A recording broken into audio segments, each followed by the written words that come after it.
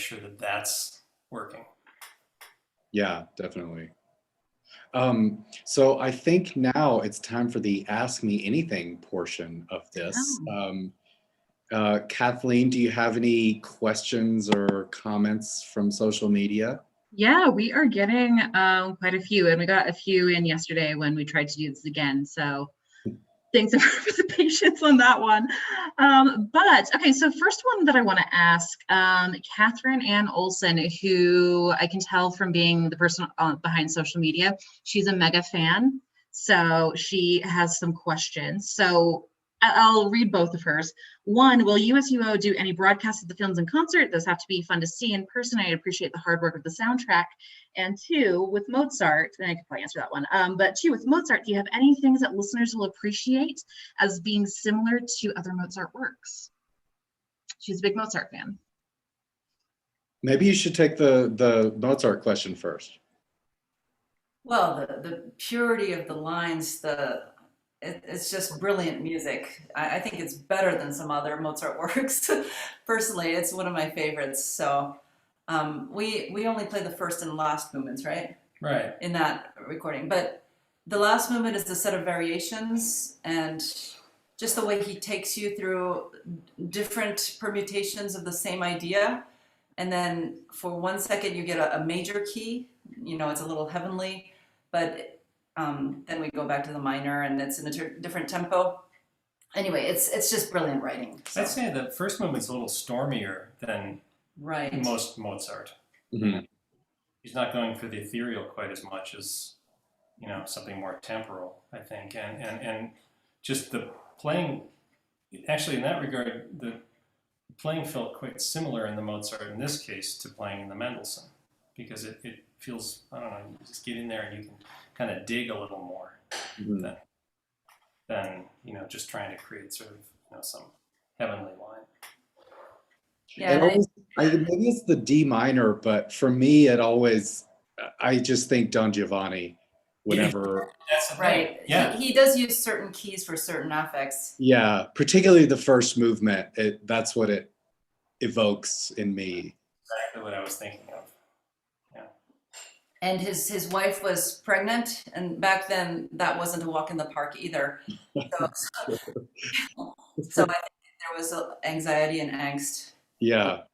Situation. Definitely. And sorry, Kathleen, what was the first part of the question? The first one, okay, so this is a question that I think we've gotten quite a few times, and I'm going to kind of lump these into a few other questions, is, you know, will we be broadcasting the films in concert, which I know people love those concerts, and we've got a few people asking, you know, when are you guys coming back? And I mean, unfortunately, the answer is we're not entirely sure yet. That is up to the county, but we are so very grateful that everyone is so excited to come back. And hopefully we'll see you guys soon. I mean, and honestly, I miss the films in concert too. So, yeah, I don't know that we'll be broadcasting those, but as of right now, yeah, you can probably just watch the movie. Yeah, it's difficult for us to do those because they're usually quite a large orchestra. And because of the distancing required on stage and things like that, we can't really do it. So I'm sure when we do get the chance to come back with those will probably all be live and in person. That'll be very exciting. And okay, so we have another one from Facebook from Paul Sanders. How does the conductor arrange the seating of the orchestra members? I've noticed different seating arrangements for the musicians regardless of COVID-19. So yeah, sometimes I notice that cellos and violas switch places and. Right. You're the conductor. You should talk about that. Yeah. Yeah, I mean that's kind of a big debate, and I know it's changed over the years with the orchestra, and you know, it can also make a difference. A different setup might sound different in a different hall. For me, I tend to like to have in our hall, in Abravanel Hall, I tend to like to have the cellos on the inside, because our hall is a great hall, but it tends to be very directional in the sense that, like, if the sound is going a certain way, it goes a certain way. And I find with the cellos on the outside, I tend to lose them more. And some conductors, particularly with classical works, like to have the violins split. So like the first violin's on the left and then the second violin's on the right. I can see the merit to that, but for me, more often than not, they're playing together or in octaves. So it's kind of a trade-off, and I would rather have them together. So it's really kind of a personal decision, and you know, it also depends on the hall, and some orchestras are very you know, very adamant about the way they sit, so you just shouldn't mess with it as a conductor. So yeah, I know for a while when Alan Gilbert was music director of the New York Philharmonic, he wanted the violin split, and they fought him and fought him and fought him, and eventually he gave in and put them back together because they just couldn't hear each other. And it, yeah, again, that depends on the hall, whether how well you can hear. So it's but it also depends on the repertoire. So. And you know, from the player's perspective, as a violin, sitting on the other side, you hear different instruments. Like usually I'm used to hearing the orchestra as a whole from my left ear and blends with my violin sound. And then there's kind of silence on the audience side. But when I'm sitting on the viola side or the opposite side of the stage, there's all this orchestra sound from the other ear. It's really different. Mm-hmm. And then, of course, the conductor is blocking your view of the first violins. So that's also hard. It's like, get out. But yeah, so I also prefer being with the violins together. And you know, you bring up an interesting point about the hall. You know, we all try to find instruments that are the best instruments we can possibly get, and that's one of the really complicated things about being a string player is finding and affording the best instrument that you can have. Mm-hmm. But you know, one of the instruments that's part of the equation when you come to a concert is the hall. Yeah. And that's one thing that I've really missed about you know, not being able to be in the hall more. And you know, if we make some recording just to put on YouTube during COVID and In a room, yeah, it's a whole different thing. I mean, it's like part of really the polish of the product is, you know, pulled out from under it then. Yeah, definitely. So we have so many questions coming in. I am only going to do two more. I'm going to kind of put two of them together, and then I have one more after that. So one is from Michael Valladares and Lily Oliverson. They kind of had a different take on the same question. But what's your most memorable experience with being with the Utah Symphony, and what's the best and the hardest part of being a symphony member? I think one of the hardest parts is that you're never staying the same in your playing. You're either getting better or getting worse. You know, it's a job that requires so much maintenance, and you got to practice a lot. And you know, aside from the work, and if your relationship with your instrument isn't good at a time, you know, just because you haven't had, you know, the chance to practice because you've been too busy, or you know, the practice isn't just working out at that time, it can be really frustrating to kind of struggle with the instrument. And other times it seems like, you know, it works really well, and sometimes you don't even know why. Yeah, and by the same token, the orchestra as a creature also, we can get out of practice. Like this COVID time, we didn't get together for a long time, and then getting back together and, you know, covering our faces and being distant, it really leveled up the difficulty a lot. But you're talking about memorable things. In recent times, it was our first rehearsal after coming back together. You know, we all had our temperatures taken. We had all these new rules about exiting and all this stuff. But just finally seeing our colleagues and playing together, that was extremely moving to me. Yeah, definitely. Yeah, I remember going back to that like first concert after we could finally get back into the hall, and that was a very special experience. That was for me as well, one of the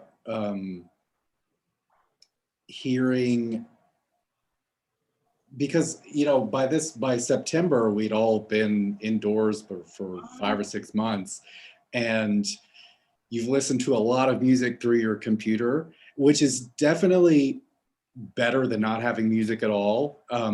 But being back in the hall and hearing the physical sensation of like the first Tchaikovsky Serenade for Strings, when I first heard that, it was really overwhelming because it was almost like I had forgotten what it not only sounded like but felt like to be in the presence You can of feel the the stage vibrating, like yeah your chair, your feet, everything is vibrating. yeah Yeah. That was great. And okay, so we got a question in from Instagram, and this was my favorite question.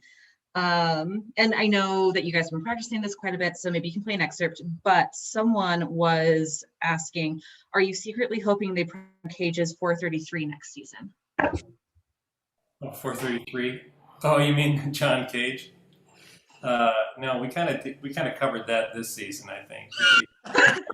Yeah, silence. Yeah, yeah. I agree. I could do without that too. Yeah, and so for those of you who aren't in the joke, go to YouTube and look up John Cage, CAGE 433. Great piece. It'll change your life. So, and Connor, I believe we have a game. If people want to comment in the, if they want to say something in the comments, they have a chance to win this. Yes, live we stream. do. So the program on the USUO on-demand streaming channel that John and Yuki are a part of is a little bit about child prodigies, because Mozart and Mendelssohn were both child prodigies. So we thought we would do a little bit of trivia where the answer is Mozart, Mendelssohn, or Michael Jackson, because they were all child prodigies in their own ways. And yeah, you can, once I ask a question, if you're following along, you can put your answers in the comments and we'll pick a winner, and the most correct comments wins a free stream, a free pass to stream the concert on demand. So the first question is, which one, Mozart, Mendelssohn, or Michael Jackson, or ones, was an avid reader and racked up substantial debt borrowing books? That's a good Now, are we question. supposed to answer these? Yep. Because I'm pretty sure it's not Michael Jackson. I think books used to be more expensive and more prohibitive. I'm going to go with Mendelssohn. Maybe all three. But Mendelssohn was like from a intellectual family, and Oh, I one see. would think that. And he had. In other words, we have no idea. Yeah, we're just speculating. Maybe. Wow, that's really. Well, apparently the correct answer, can I give the correct answer, Yep. Kathleen? Was actually Michael Jackson. I was What? just yeah. Oh. Yeah, so apparently the story was he loved going to the library and would just check out all these books, but he never returned them, and he ended up racking up like $1 million in fines. Oh, that's like Bookman from Seinfeld, you know. That's exactly what I was thinking too. Tough. You don't want that guy coming after you. Okay, so next question. Which one or ones was an excellent watercolor painter? In some of his old papers, you can see some of his doodles. Well, I know Mozart doodled a lot in his notebooks and letters Mhm. to his sister and stuff. But I'm sure Felix could also draw. I mean, they're all well educated. Considering everything I know is trivia, you know, I'm not good at this. I know. That's okay. It was Mendelssohn, actually. This was something new for me too. I didn't know that. Next is, which one or ones hated the trumpet and would faint upon hearing it, or would become faint upon hearing it? Hmm. I heard something about Mozart disliking that's- flutes, but I don't think it was trumpet. Go with Michael Jackson because That was actually Mozart. He disliked not only flutes, Oh, but really? also trumpets. Next, let's see. I think you're, well, okay, so again, this could be more than one. So which one or ones was paraded around as a child by a domineering father? Mozart, of course, but probably Michael Jackson, Michael as well. Jackson. Not Mendelssohn. Tiger Absolutely. Mozart and Michael Jackson. and Tiger Woods. Kathleen, am I going too fast? No, I think you're doing good. Okay. Which one came from a wealthy background? Mendelssohn. Yeah, he was. Mendelssohn, that is correct. Was this Mendelssohn? There's a philosopher and I don't know, lots of. And you'll probably know this one as well. Which one or ones had a high-pitched speaking voice as an adult? Well, I would say Mendelssohn and Michael Jackson. I'm sorry, Mozart and Michael Mozart. Jackson. Absolutely. Mozart and Michael Jackson. Two more. Which one or ones had talented and underrated sisters? Oh, both Mendelssohn and Mozart and Michael Jackson. But weren't Latoya and Janet Yeah, I mean, given due credit? I guess some well, people still they say were- it. yeah. I was kind of editorializing in that question. I think that Latoya and Janet were really good too. I don't think that they got enough. I think it's fair to say that all of them had underrated and talented sisters. I'm trying to remember who was Mozart's sister was Nannerl, right? Yeah, I think it was Marie Anna, but Nannerl was her diminutive name. Right. And what did she write as well? Music? Okay, so I've heard rumors. I haven't like double checked any of this, that apparently some of his early works were actually hers. Huh. So Oh, interesting. maybe. I also had heard that apparently when Mendelssohn went to the United Kingdom, he visited Queen Victoria, and she was like, "Oh, you should play this one thing that you wrote," and it was just so good. And he's like, "That was actually my sister's, and I published it under my name, so she could get it published." Couldn't publish back then, so they often took on pet names that sounded masculine, or else they relied on their husbands or brothers. Siblings, am I right? Fanny Mendelssohn was quite a good composer. I've heard a decent amount of her stuff.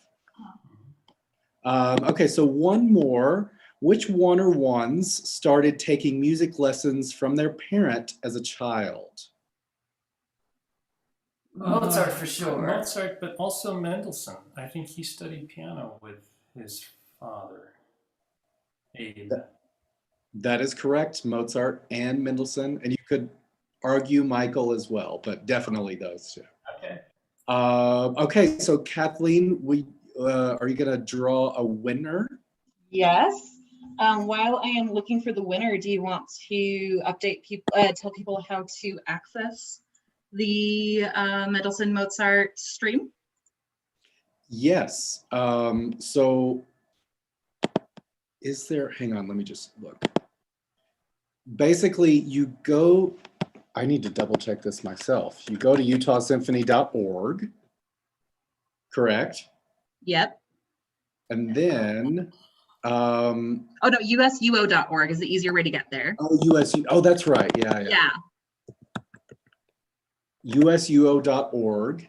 Mhm. And when it comes up, there is a link near the top that says on demand.